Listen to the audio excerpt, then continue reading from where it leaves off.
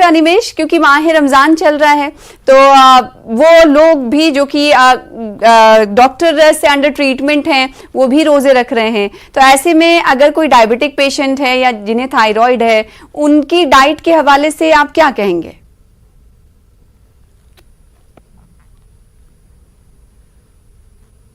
ये जैसे माह रमजान चल रहा है तो इसमें लोगों को सबसे इम्पोर्टेंट होता है डाइट का ध्यान रखना। मैं कई बार अपने मरीजों को बोलता हूँ कि यदि आप रमजान में रोजा रख रहे हैं, वैसे देखा जाए तो जो प्रेग्नेंट लेडीज हैं, जो बहुत बीमार हैं, बच्चे हैं, उनको रोजा रखने से छूट है, पर फिर भी आपका डायबिटीज एक ऐसी बीमारी नहीं कि आप उसमें रोजे नहीं रख सकते। तो अगर आप डायबिटीज में रोजे रखना चाह रहे हैं तो हमेशा मैं कहता हूँ कि कम से कम 5 से 7 दिन पहले अपने डॉक्टर से मिलिए। अगर और पहले मिलना मुमकिन ना हो, उनको बताइए कि आप रोजे रखने वाले हैं, ताकि वो आपकी दवाइयां उस हिसाब से चेंज कर सके। डायबिटीज से शुरुआत करते हैं। डायबिटीज में कई दवाइयां ऐसी होती है जो 24 घंटे काम करती हैं, और उनमें से कई दवाइयां आपके खाने से लेके बनी रहती है, मतलब खाने के हिसाब से बनी रहती है कि आप दिन में 3 बार खाना खाएंगे। अब इसमें हम सहूर या सहरी रहता है और इफ्तार है, आप सूरज उगने से पहले खाना खा रहे हैं और सूरज उगने के बाद खाएंगे, और करीब 12 से 14 घंटे आप कुछ भी नहीं खाएंगे, कुछ भी नहीं पिएंगे, तो इस दौरान आपके शुगर कम होने के चांस ज्यादा रहते हैं।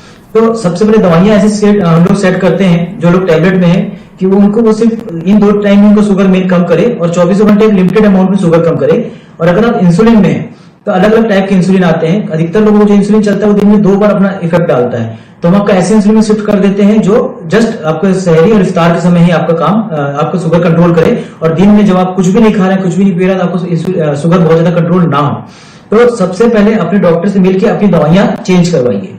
दूसरी बात रहती है खान पान। थायराइड में भी यही है। थायराइड के लोगों को रोजा रखने में कोई दिक्कत नहीं होती, बस आपको स्वस्थ रहना है। खान पान में यह ध्यान देना है कि आपके खाने में प्रॉपर मात्रा में एनर्जी और प्रोटीन हो रही हो। एक चीज यह ध्यान रखना रहता है खान पान में कि जैसे कि जो सहरी का टाइम रहता है उस समय आपको लगातार दिन भर काम करना है, आराम नहीं करना है। तो सहरी के समय हमेशा खाना ऐसा चूज करना चाहिए जो धीरे धीरे डाइजेस्ट हो, जो खाना खाते ही आपको खाना तुरंत ना पच जाए, पूरे दिन भर आपको एनर्जी दे सके। इस दौरान आपको धीरे धीरे अपनी बॉडी को हाइड्रेट भी करना है, ताकि दिन भर आपको एनर्जी की फ्लूइड की जरूरत ना पड़े, पानी की जरूरत ना पड़े, गर्मी आप निकाल पाए। खाना पीना होना चाहिए जो पूरे पक्के अनाज होते हैं, जो हम होल ग्रेन बोलते हैं, ओट होता है, नट्स होते हैं, फ्रूट्स होते हैं, अंडे की सफेदी होती है, अखरोट है, यह सब लोगों को सुहूर के टाइम, सहरी के टाइम लेना चाहिए। और इफ्तार के समय ध्यान देना चाहिए कि इफ्तार के समय आपको बहुत तेज भूख लगी रह सकती है और काफी समय से आप एनर्जी डेफिशिएंट रहते हैं, क्योंकि दिन का समय जो रहता है काम करने का समय रहता है। तो इफ्तार के समय आप कुछ मीठा ले सकते हैं ताकि आपको तुरंत एनर्जी मिल सके। सबसे अच्छा हम खजूर मानते हैं। खजूर में एनर्जी भी तुरंत मिलती है, आयरन भी रहता है, पोषक तत्व भी पूरे रहते हैं और फाइबर्स भी रहते हैं। और इसके साथ यह भी रहता है कि आप बहुत ज्यादा पानी पीना इफ्तार के समय अवॉइड कीजिए, तुरंत एक्सरसाइज मत कीजिए। डायबिटीज के मरीजों को यह रहता है कि एटलीस्ट सुबह और शाम, और अगर दोपहर को आपको कमजोरी लग रही है तो अपना शुगर चेक करते रहिए। यह कुछ प्रमुख बातें हैं जो इस महीने सभी रोजादारों को ध्यान देना चाहिए। बिल्कुल, तो ये तमाम बातें जो रोजेदार हैं जो हमारा शो इस वक्त देख पा रहे हैं, अब वो इन बातों को नोट कर लें ताकि उन्हें परेशानियां ना हो। डॉक्टर अनिमेश, आपने कहा कि इन तमाम चीजों का ध्यान रखना चाहिए। अगर बहुत सारे लोग ऐसे भी होते हैं जो ये कहते हैं कि वो डायबिटिक हैं, अगर वो रोजा रखते हैं तो कहीं ज्यादा परेशानी ना हो जाए, तो इस डर से वो रोजा नहीं रखते या फास्टिंग नहीं करते, तो क्या ऐसा उन्हें करना चाहिए या फिर डॉक्टर से सलाह मशवरा लेना चाहिए? जैसा कि मैंने कहा कि जो बीमार है उनको भी रोजा रखने से छूट है जी।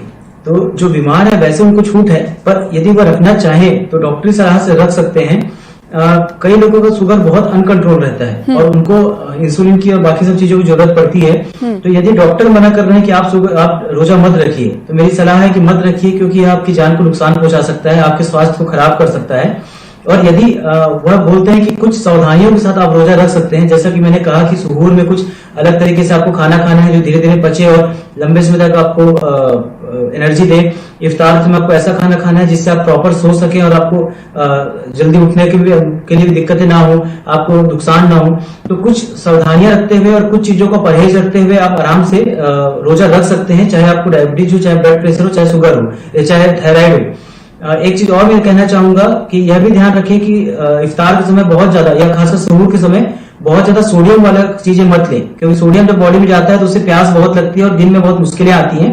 तो ऐसी चीजें जिसमें पोटेशियम ज्यादा हो, जैसे आप कोकोनट वाटर, नारियल पानी पी सकते हैं, केला खा सकते हैं, बनाना ले सकते हैं, तो यह सब चीजें आप सहूर में लीजिए। और जो मीठी चीजें हैं थोड़ी शरबत वरबत जैसी, उसको आप इफ्तार में ले सकते हैं, पर कोशिश कीजिए कि बहुत ज्यादा मात्रा में लिक्विड या बहुत ज्यादा मात्रा में पानी या शरबत या इफ्तार में ना लें, ताकि पेट में सिर्फ पानी ना जाए, पेट में कुछ ऐसे खाना जाए जो आपको एनर्जी दे सके 24 घंटों के हिसाब से। जाहिर सी बात है, तो ये तमाम चीज़ों को नोट कर लेना चाहिए रोज़ेदारों को कि एनर्जी वाली चीज़ें, तली भुनी हुई चीज़ें को लोग ज़्यादा फॉलो करते हैं रमज़ान में, हमने देखा। लेकिन अब लोगों में बेदारी आना शुरू हो गई है, फ्रूट्स और जूस को ही लेना चाहते हैं और इस पर ध्यान देने की भी ज़रूरत है हम सब।